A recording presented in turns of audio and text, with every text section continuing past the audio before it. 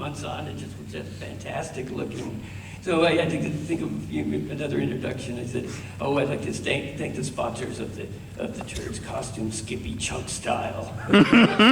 Forming and booing again, and Scott comes running out. You know, he's got the corn cobs that we use for the corn studs, and he's like wiping his butt and throwing it off. It was this guy going so absolutely insane that they actually gave us an award with all the other winners. They created a new category, most repulsive. And then ever since in the bylaws of the World Science Fiction Convention, there is a clause that states no peanut butter or other foodstuffs can be made any costume ever again. Right. But I want to say one thing about the, something else that changed my life briefly was, you know, it was mentioned that they had the Comic-Con channel, so you could be watching, you know, all this weird programming, you know, all night long. And there's a couple things that I saw that just stuck with me ever since. One is this episode of Route 66 where one of the guys in the Corvette, you know, is given LSD, and he starts hitchhiking. He's separated from his buddy, and he goes into this diner, and everybody in the diner, you know, is a total loser. They hate their lives, but he's on acid, and he talks to all them individually, and he becomes this messiah and changes all their lives positively.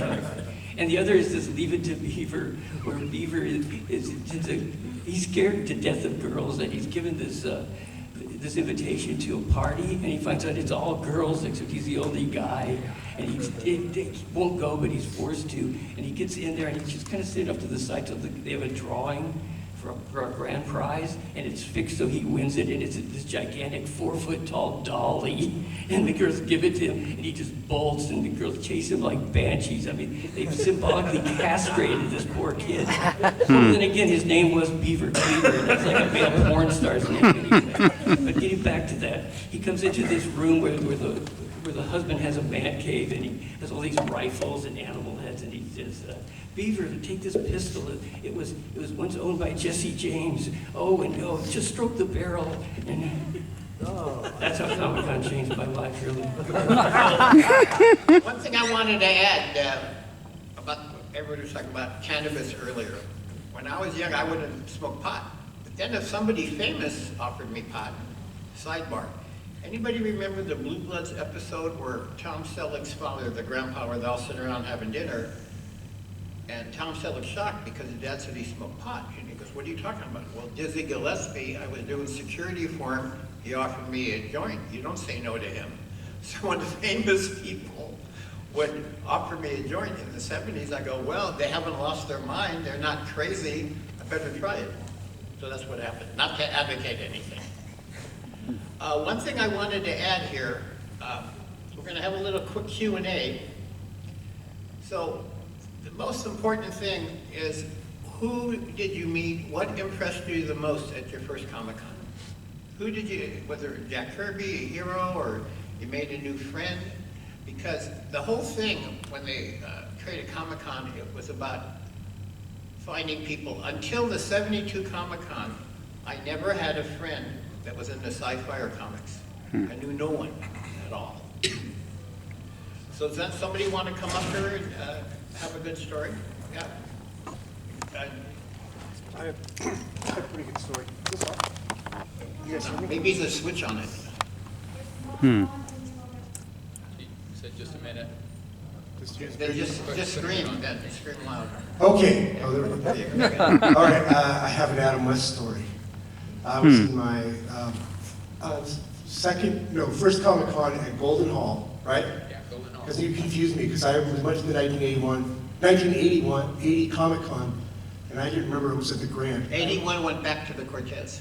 I was at 80, but anyway, this was my second first one was at the El Cortez, and I was in the hall, the Golden Hall entrance area, and I had my backpack, and I was getting all my stuff, and all of a sudden, the atmosphere in the room kind of changed. There wasn't that many people, but something in the air was like, you know, I can't even describe it. At the time, I went, "What's that?" And I turned around, and there's Adam West. Nobody else was there. It was Adam West, and I went up to him and I said, I'm not a huge Batman fan from the Batman 66 game, but he had just so much charisma in that moment. I said, sir, can I have your autograph? And he gave me his autograph and he said, son, you going to the talk? And I said, yeah, because it was, I think, 1,200 attendees and there was almost everybody at the con was at that talk. Of the 1,200 people that were there, it was totally packed. But that was very impactful for me because I found him to be very kind. So I didn't need to step on your experience of him being a jerk, but I experienced him to be really nice. And we also went to the banquet. My brother, who's in the other panel, we went to the banquet with Jack and Roz Kirby. There was a table of 6 of us. You paid $10, you could sit with an artist, and we were at that.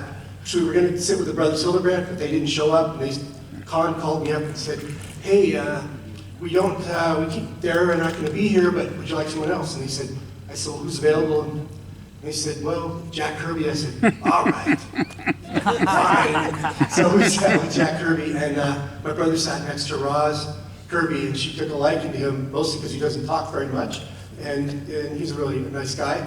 And sure enough, she said, Jack, I want you to send a drawing to Lindsay, my brother. Send him a drawing. And sure enough, like 2 weeks after Comic-Con, a little envelope came in the mail. It was a sketch of The Incredible Hulk that said, to Lindsay, best Jack Kirby. So those are 2 stories I can tell. Anyway, thank you guys. Thanks. Real quick, we're almost done. Before Comic-Con, its father was the Detroit Fanfare, created by Sheldorf, Dr. Gary Bales, and the 2 others.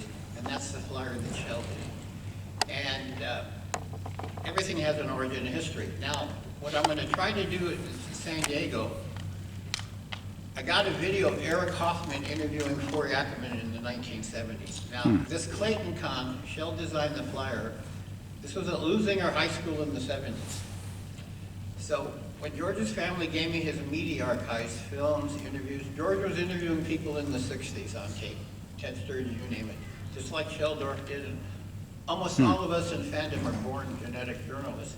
So George hired 2 film crews, a 16mm color sound and a video crew. I have over 50 hours of this convention. It was only Saturday and Sunday. I mean, I even have film and video footage of them filming and videoing the other people with the equipment. Well, I'm pretty sure I'm the only one in the world that has film and video of Jack Kirby together with Siegel and Schuster. And they're at obsolete formats, big expense, but in the archives, I have hundreds of, at least that's a couple thousand audio tapes, a couple thousand videotapes, 560mm color sound films, over 12,000 negatives just that Sheldorf took from 1940s to the late 90s. That's a ton of material. It takes forever. But that's pretty much it. If anybody has anything to add, Clayton, William, you got a good story? Just one thing that came to mind real quick, you guys will get a kick out of. So they used to give, when I first started at Comic-Con as a volunteer, they used to give us 4 free passes. And I would go to, for years, for probably 3-4 years, I would go to my friends and I'm like, hey, I'm working at this Comic-Con, I got these passes, you guys want? My friends, no, Comic-Con, I couldn't give the passes away. Imagine that today. People die to get a ticket. That's the same with me. I used to get like 20 passes a year to give out, and people just wouldn't do it. I even gave Roger McGuinn of the Birds, 4 passes. He never used them. Yeah, and Clayton and I, when we were doing the publicity, we used to, every year, we drove all over California, or Southern California, to give out passes and PSAs to be read on the radio stations, the TV stations, all over the place. So we used to take all those tickets up there so they could give them away on the air and stuff, because that was the only publicity we had. We couldn't afford to buy publicity. And I never intended to be doing Comic-Con. I ended up doing it because I had a teacher when I was at Patrick Henry down in San Diego named Jane Engelhardt. And we had a person, this shaggy bearded guy kept coming to class all the time, and she just called him Ted. Turned out it was Ted Sturgeon. Theodore Sturgeon. Theodore Sturgeon, and he got me more and more into science fiction, had me reading some of the other authors, and next thing I know, I'm going to the convention because Wendy All, who also was with the convention, had a crush on back then. She was going to the convention, so that's how some of us got started. You know, the artist Rick Hoppy, I met him at Comic-Con, and for my birthday, he painted the surrealistic tie in the Disney manner. I mean, it's just so striking. It's a fetus, a boar with a top hat, a snail on a razor blade, water dripping up. And I would wear that tie to restaurants, especially really fancy ones, and the tie would cause trouble. Something would happen. Until one time I was wearing, during Comic-Con, I wore the tie and I went to the Westgate Hotel's super fancy restaurant with carts and chrome everything and baked Alaska and all that. And I was seated kind of near the kitchen door, and they had these high wingback booths. So I noticed, okay, here's a waiter going by, and he looks at the tie. There's another one looks at the tie. And I felt this energy building, and I'm familiar with that something is going to happen. So finally, this waiter comes by, not mine, and he looks at the tie one more time, and he has this chrome tray with a chrome top, and he just throws it on the floor. And what happens is this piece of meat about the side of a 10-year-old child's head rolls across and under the booth next to me. And I started laughing, and the problem was I could not stop laughing. And tears are going down my face, and he has to crawl into the booth next to me, and he comes up with that piece of meat on the tray, and he looks at me as he goes back to the kitchen. He leans in, he hisses like a snake. He goes, "That was an entire Chateaubriand. I just dropped it on the floor." So I looked next to me to see if any problem had happened. And I saw this young couple there for a really special occasion. And the girl was weeping and being consoled because that was their meal.